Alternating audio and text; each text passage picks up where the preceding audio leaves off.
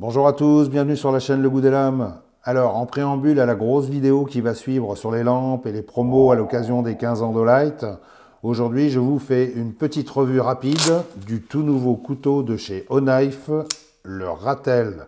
Comme ça, je n'aurai plus besoin de vous en reparler.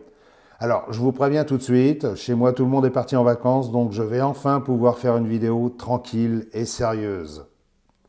Il fait une longueur fermée de 11 cm, longueur ouverte 19 cm, longueur de lame 8 cm 1, longueur de tranchant 8 cm 5 sur la partie droite, plus 2 cm en comptant la pointe, hauteur de lame 2 cm 5, épaisseur de lame 3 mm, longueur du manche 11 cm, épaisseur de manche 13 mm, la lame est en acier 154 cm de forme Tanto avec revêtement Blackstone Washed. Les plaquettes de manche sont en G10 avec liners en acier. L'ouverture se fait par flipper et le verrouillage par liner lock. Le clip de poche est réversible en position tip-up et le poids de ce couteau est de 112 grammes. Et son design est signé par Azo, qui est à l'origine de beaucoup de couteaux très sympas chez Kizer. Ce couteau arrive dans une boîte bien présentée avec sa pochette en toile solide et comme avec chacun de leurs couteaux, il y a une pièce de collection en métal à l'effigie d'Oknife d'un côté et du Ratel de l'autre. Comme sur tous les couteaux Oknife, qui sont a priori toujours fabriqués par Kizer, les finitions sont parfaites, on peut le retourner dans tous les sens, on ne trouvera aucun défaut de fabrication, tout est parfaitement assemblé, il n'y a aucun jeu nulle part, la lame est bien centrée. Les plaquettes en G10 sont bien grippantes, les liners en acier sont ajourés pour gagner du poids. Même si la couleur est assez discutable, le design du manche est sobre.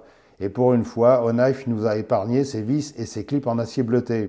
Le clip de poche est simple, assez souple et assez large. Il est discret et permet un port assez bas. Il est facile à démonter et facile à remonter de l'autre côté. Et à l'extrémité du manche, il y a un trou pour passer un cordon. Dans l'ensemble, tout est assez sobre et moi j'apprécie ça. La lame est de type Modern Tanto, appelée aussi American Tanto. Elle est assez angulaire de partout. En général, les points de Tanto sont assez balèzes, c'est ce qui fait leur réputation de solidité. Mais comme on peut voir, celle-ci est affinée à la pointe, sans qu'elle soit trop fragile. Je trouve qu'elle est assez réussie et plutôt jolie. Elle plaira à ceux qui aiment ce genre de lame en tout cas.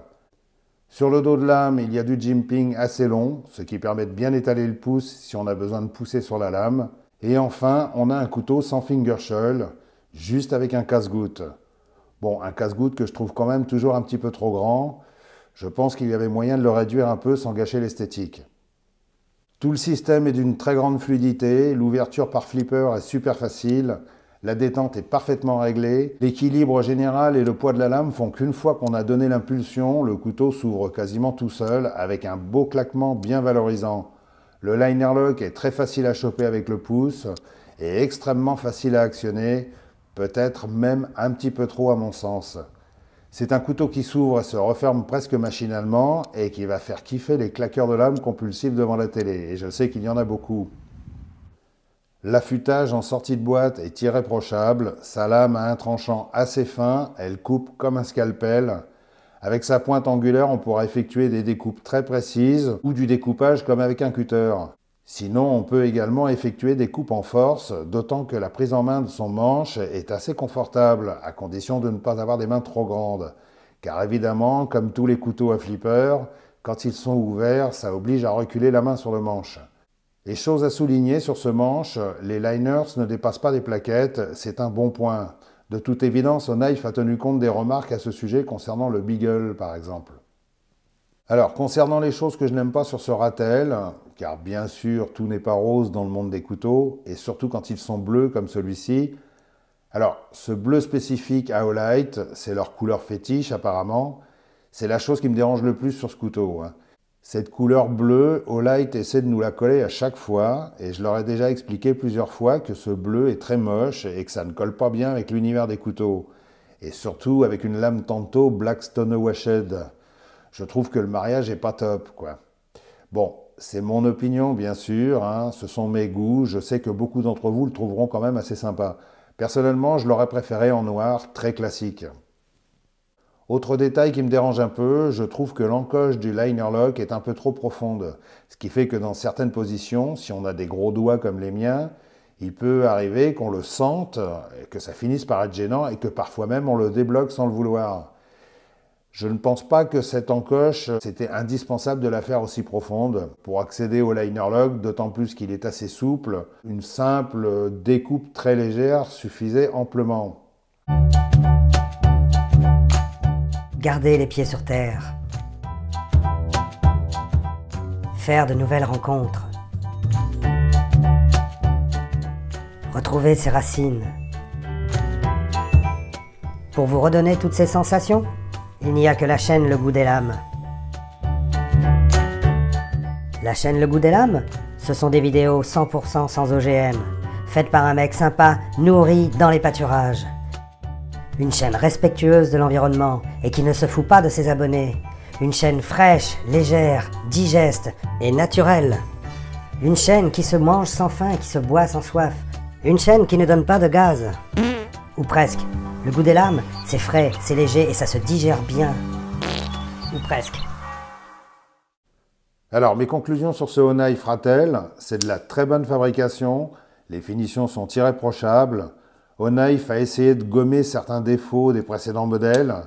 Ils ont fait dans la simplicité, c'est plutôt pas mal. Côté design, je ne le trouve pas beau à tomber sur le cul. J'aime bien sa lame, je trouve qu'elle a de la gueule. Bon, d'un autre côté, je ne suis pas impartial, j'aime beaucoup les Tanto. Par contre, je trouve son manche très banal et je n'aime pas du tout ce bleu. Franchement, il faudrait que Honai l'oublie, je pense que c'est vraiment le plus moche qui soit, quoi. Je rappelle que ce sont mes goûts et que c'est un jugement personnel. Au passage, je vous fais rapidement une petite comparaison avec le Honai Beagle, qui est quasiment de la même dimension, et le Benchmade Bugout, qui est également de la même dimension. Sauf que celui-ci fait la moitié du poids de celui-là. Donc si vous cherchez un couteau EDC solide et facile à manipuler, très facile même, regardez-moi cette fluidité, c'est assez étonnant, plus fluide que ça tu meurs. Avec une bonne lame, dans un bon acier, le 154cm est un acier inox de très bonne qualité qu'on peut classer dans les aciers supérieurs, avec une très bonne tenue de tranchant et pas compliqué à affûter, ce qui est important quand même. Et si vous aimez le bleu layette, ce Ratel, c'est un joli nom je trouve, est une bonne option, d'autant qu'il sera à moins 25% pendant la prochaine vente du 15e anniversaire d'Olight, qui aura lieu du 25/04 à 10h jusqu'au 29/04 à minuit. Et petite info supplémentaire, pendant cette vente, il y aura 3 lampes à gagner et une personne tirée au hasard aura sa commande intégralement remboursée. Non, non, ne me remerciez pas, ça me fait plaisir. Allez, je vais vous faire une petite confidence supplémentaire. Il y aura aussi un petit cadeau en plus pendant la vente publique. Mais bon, je dis ça, je dis rien. Ce sera dans la prochaine vidéo sur les lampes. En attendant, restez affûtés et bien fluides. Salut et à bientôt!